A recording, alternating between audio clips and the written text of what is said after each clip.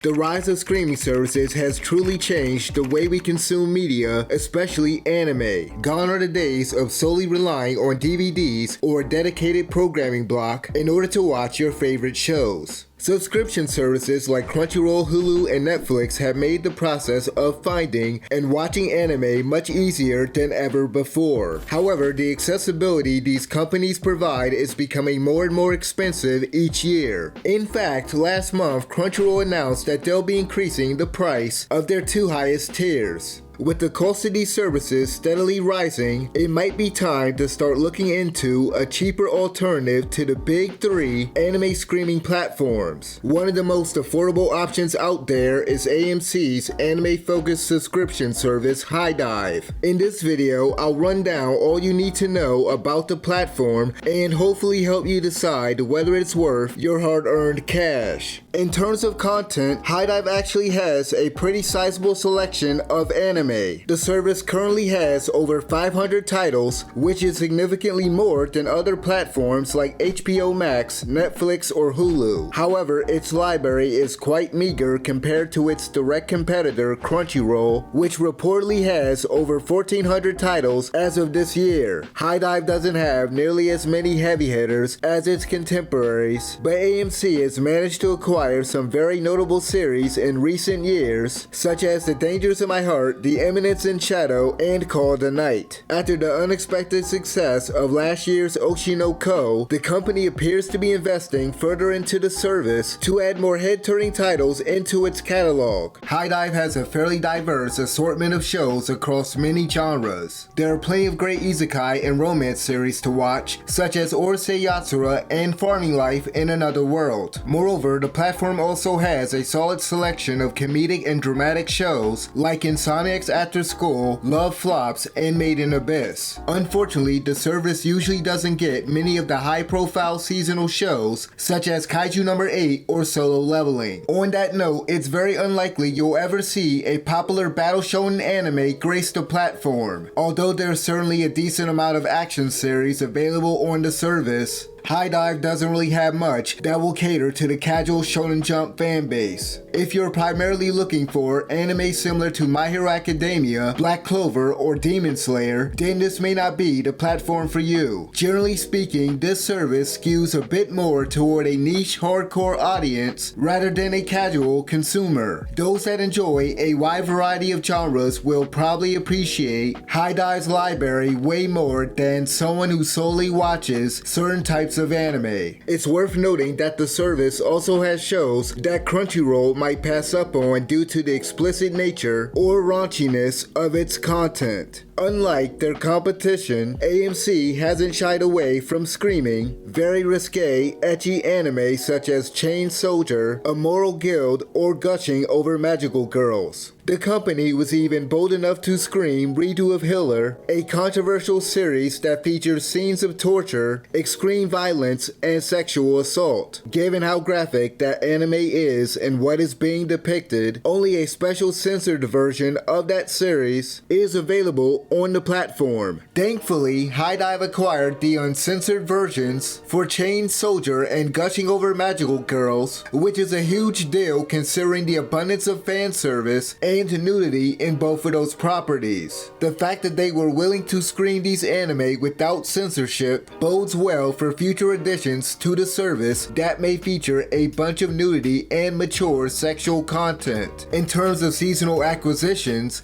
Hidive is far less aggressive than Netflix and Crunchyroll when it comes to obtaining the licenses to screen the latest batch of anime. Like I mentioned before, the major titles typically find their home on rival platforms, so their lineups tend to be pretty small, usually a little over 8 shows. Last season was probably their weakest one yet, as the company only managed to pick up 2 new series, Jellyfish Can't Swim in the Night and Whisper Me a Love Song. Most of their budget and resources probably went toward dubbing their backlog of anime from several seasons ago. Hidive is by far the slowest when it comes to dubbing newly released anime. Whereas Crunchyroll and Netflix offer simuldubbing for certain titles, Hidive's English dubs generally arrive on the platform sometime after the series finishes its seasonal run. This could be anywhere from 6 months to over a year after the anime began airing. From my knowledge, the only instance where this wasn't the case was the second season of The Eminence in Shadow. Last year, the company debuted the English dub on the same day the series aired in Japan. While this is common for other streaming services, it was a totally unprecedented move for Hidive that I was glad to see, even if the results weren't exactly the greatest. Generally speaking, Sentai Filmworks dubs aren't nearly as good as those produced for Netflix or Crunchyroll. While some of their recent ones have turned out okay, others have been noticeably flawed in different ways. For example, the voice acting might be a bit rough, or stuff like character names and places are mispronounced constantly. To be fair, the poor voice acting in some of these shows could be the result of bad directing or the scripts just being subpar. Nevertheless, there's always something that seems a bit off about Sentai's dubs, even when the performances are solid and the actors were directed properly.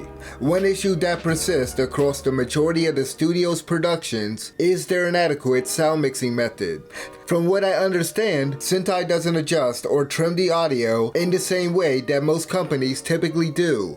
As a result, the studio's unorthodox approach to mixing dilutes the performances of the actors. Another common problem I've noticed with many Hidive shows is that certain roles seem terribly miscast. The best example that comes to mind is Olivia Swayze as Alexia Midgar from The Eminence in Shadow. Her voice didn't fit the character at all. Alexia is 16, yet the actress makes her sound like she's at least in her mid or late 20s. Sentai definitely needs to start looking for more talent outside of their usual pool of actors that could be a better fit for certain characters. Quality issues aside, if you're someone who prefers to watch anime in English, you'll be pleased to hear that Hidive has approximately 1,700 dubbed titles available for streaming. While I don't have the exact stat or rough estimate for other on-demand services, I suspect it's a lot less than most of them, except maybe Hulu or Amazon. Regardless, that's still a fair amount considering how slow their dubbing process is. With that being said, if you decide to take the plunge and sign up, just know you'll have to deal with reading subtitles for most series in Hidive's growing library. Hidive can be accessed either online or via an app on a multitude of devices. Back in March, the company launched a new version of their website and phone app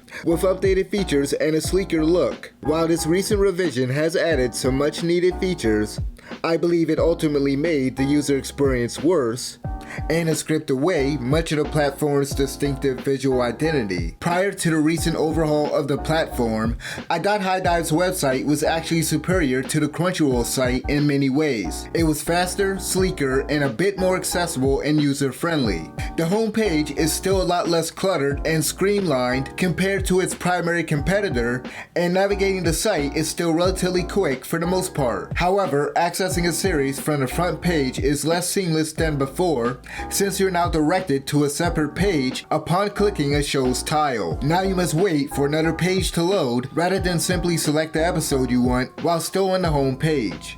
Thankfully, the dedicated pages for each anime have been improved a bit. Now every season of a series can be easily accessed in one spot, thus eliminating the need to use the search function or browse to find and select them individually. This is of course nothing amazing, but it's a change that definitely makes things more convenient for the end user. These pages also include the premiere dates and times for upcoming episodes, which is something I've always appreciated and wish that Crunchyroll would start including on their show pages. The duration of each season is easily discernible at a glance, and users don't need to keep checking a schedule for upcoming episode releases. Regardless, the initial rollout of the big March update was pretty problematic to say the least. Users reported a multitude of issues including missing subtitles and frequent buffering. Although some of these problems have now been resolved, the overall viewing experience is still less than ideal. Hidive's new video player is vastly inferior to the previous one in regards to functionality and accessibility. Unlike the older player, users cannot set the bitrate or resolution of the screen. Instead, the video quality is adjusted automatically and may fluctuate even when your internet connection is great. This unfortunately means that you're more likely to encounter buffering or skipping, especially when jumping to a different part of an episode. Thankfully, these issues have occurred less frequently over the past couple months. Even so, I hope they'll consider bringing back the ability to set the video's quality as well as the skip ahead and move backwards functions.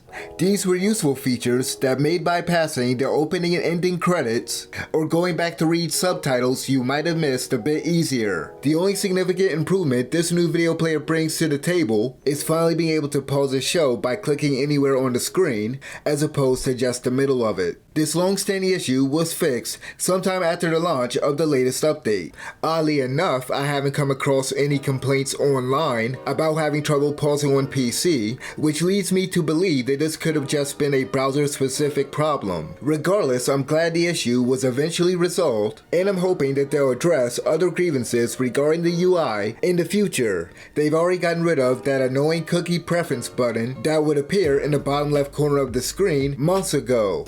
Another thing that they need to change or remove is the up next section that appears on the left side of the screen whenever you move your mouse. This brings up several episodes that follow the one you're currently watching and provides a quick way to switch to a different episode without returning to the anime's dedicated page. However, this part of the UI takes up a sizable portion of the screen, especially when accessed from a big monitor or television screen. The thumbnails for each episode can be quite obtrusive whenever you accidentally move the mouse or try to pause a show by clicking on the video player. They're large enough that you might click on one of them by mistake and unintentionally load up another episode. This happened to me multiple times recently when trying to pause the show I was watching. There's also a slight chance that these thumbnails may contain some spoilers for later episodes. A simple solution to these potential problems would be to make the up next section a selectable feature within the UI rather than one that appears by default by the slightest movement of the mouse. Regardless, while the web browser video player has been downgraded, the company has at least made some major improvements to the viewing experience on their phone application. Prior to the platform's latest revision, Hidive's phone app was a hassle to use due to the absence of several basic features. For some strange reason, they didn't include the ability to go backwards or skip ahead 10 seconds by repeatedly tapping the left or right side of the screen respectively. They also neglected to incorporate a playback quality setting. Fortunately, the newly revised app has all of these features in addition to AirPlay support and the ability to adjust the playback speed. They've even included buttons to jump forward or backwards 35 seconds, which appear whenever you tap on the video. Aside from these rudimentary features, users can now download the shows to watch whenever they're offline. This is great for those who are always on the go and may not always have access to a good Wi-Fi connection. The final aspect of the user experience I need to discuss is the poorly implemented subtitles. I've encountered numerous problems with their subtitles over the years and have seen many posts online from others that were having trouble with them as well. For example, some users have reported subtitles appearing out of order or in fragments on certain platforms. Android users have complained about subtitles overlapping or even merging together. I'm not sure whether any of these problems have been fixed yet, but to my knowledge, a couple caused by the March update rollout have been resolved. Unfortunately, there are bigger issues with the subtitles aside from just being displayed incorrectly. There are at least 3 major problems with Hidive subs that I hope they'll address in the near future. The first of which being the lack of quality control. I can forgive a mistake or two every once in a while, but I've come across way too many series that have frequent errors within their subtitles. Another significant issue is the lack of authenticity for many of the translations. In some instances, the translators may take too many liberties or produce completely inaccurate interpretations that deviate from the original script. This can result in scenes where the actual intended meaning behind certain lines of dialogue or character actions is completely lost. Perhaps the most notorious example of this occurred last year as Katrina Leonodakis, the localizer for My Life as Inukai's Son's Dog, bragged about deliberately ruining the subtitles for that show by making unnecessary changes to multiple lines of dialogue. Katrina proudly shared 4 instances where she added in American slang on Twitter and boldly claimed that her translation was for a certain audience. Of course, this isn't the only series on the service where the localizers decided to insert certain unique English phrases into the subtitles, but it's definitely one of the worst cases in recent memory. If you're one of those purists that want the most authentic experience when watching a Japanese dub, just know that the translation for the subtitles might not always be as accurate to the source material as they could be. The other major issue regarding Hidive subtitles is the lack of customization features.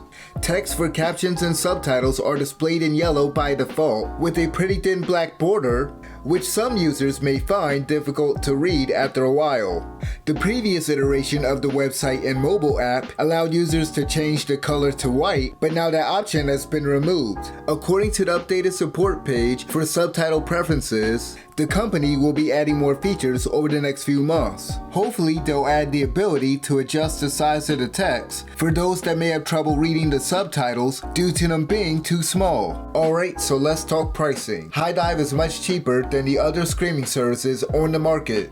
Unlike its contemporaries, the company only offers a basic monthly and yearly payment plan instead of the usual tiered pricing structure used by the majority of the industry. A monthly subscription only costs $6 a month or $72 a year and gives you access to everything the service has to offer. This is a very inexpensive entry fee for those that want to try the platform out before purchasing a full year. That being said, the annual plan is a much better deal as it allows customers to save money by just paying $60 a year as opposed to the regular price. To put things into perspective, subscribing to Netflix or Crunchyroll's lowest tier on a yearly basis would cost $84 and $96 respectively and doesn't include access to certain useful features or perks. Therefore, Hidive has a very appealing price point for both its subscription plans that very few companies would be willing to match. So, should you sign up for a Hidive subscription? Before I give you my answer, let's review the pros and cons one more time. On the positive side, Hidive is one of the cheapest on-demand platforms for anime on the market that doesn't require you to pay extra for offline viewing or to watch shows ad-free. Additionally, the service has a diverse library of over 500 titles, with nearly 60 of them being exclusive to the platform. Lastly, the website is pretty fast, easy to navigate, and keeping track of new episode releases is fairly simple. On the other hand, Hidive's library is significantly smaller than Crunchyroll's, and it lacks many of the popular titles that appeal to the wider casual audience. Moreover, many series aren't available in English, and the turnaround time for dub releases can be quite long. Furthermore, Hidive's dubs can often be a mixed bag due to certain inadequacies regarding the directing, scripts, or the performances of the voice actors. You might not get the best experience watching the original Japanese dub either, as the subtitles might be riddled with grammatical errors or are highly inaccurate because of a poorly written translation. Finally, the new video player for the website is awful, as it lacks numerous useful features and the UI is still a bit problematic despite some fairly recent fixes. All things considered, Hidive is a decent streaming service that is held back by its various shortcomings. Its affordability and respectively diverse library save it from drowning in mediocrity. Given the current state of the platform and the potential impact its flaws may have on the general viewing experience, I can only recommend this service to die-hard anime fans. A casual viewer will likely be underwhelmed by Hidive's relatively niche offerings and inadequate dubbing outputs.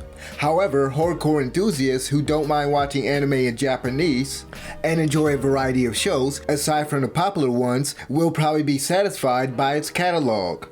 If you're someone who prefers a more mainstream selection or just wants high quality subs and dubs, then you might want to look into other alternatives. For those that simply want a cost-effective way to stream anime, Hidive might be worth the investment. If you have a Hidive subscription or have used the service in the past, let me know what you think about it in the comment section below. And as always, thanks for watching.